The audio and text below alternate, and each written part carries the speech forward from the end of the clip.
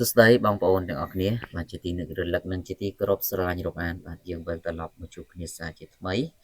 ជាមួយនឹងវីដេអូតម្រូវឆ្នោតយួនទាំងឆ្នោតយួនថ្មីឆ្នោតយួនចាស់បាទសម្រាប់ថ្ងៃទី7ខែ8ឆ្នាំ2026បាទ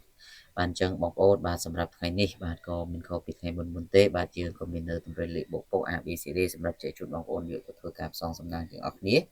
ចឹងបងប្អូនដែលមិនទាន់បានចុចប៊ូតុង Subscribe ចុចជាវឬក៏ដាក់សញ្ញារូបកណ្ដឹងហ្នឹងបងប្អូនសូមជួយចុចម្នាក់មួយទៅបងប្អូននឹងទទួលបាននៅតម្រៃថ្មីមុនគេជារៀងរាល់ថ្ងៃហើយខ្ញុំបាទក៏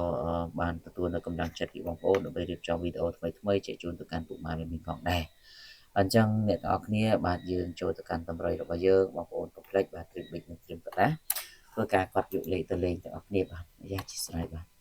អញ្ចឹងសម្រាប់តម្រុយឆ្នោតយួនថ្ងៃទី7ខែ8ឆ្នាំ2026នេះលេខដែលយើងនឹងធ្វើការផ្សងសំណាងគឺយើងមាន4គ្រាប់សម្រាប់លេខតូចលេខធំយើងមាន1គ្រាប់បាទហើយសម្រាប់លេខតូចហ្នឹងគឺបងប្អូនយកទៅលេងសម្រាប់ម៉ោង10កន្លះ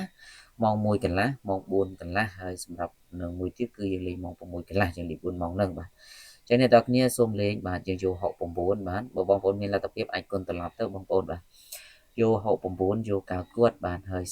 43មកគ្រាប់ទៀតសូមលេខ10គាត់បាទ69 9គាត់43និង10គាត់សម្រាប់លេខតូចលេងប៉ុស ABCD បាទចំណែកលេខធំយើងក៏មានមួយគ្រាប់ផងដែរបងប្អូនទាំងអស់គ្នាសូមលេង704គុណបាទ704គុណនេះល្អណាស់បាទសម្រាប់លេខថ្ងៃនេះបាទអញ្ចឹងអ្នកទាំងអស់គ្នាបាទក៏កុំភ្លេចបាទជួយចុចប៊ូតុង Subscribe ចុចជាចុច Share បងប្អូនថ្មីបានទទួលនៅវីដេអូនេះទាំងអស់គ្នាអញ្ចឹងខ្ញុំបាទក៏សូមអរគុណជូនពរបងប្អូនសំណាងល្អទាំងអស់គ្នាសូមគោរពលា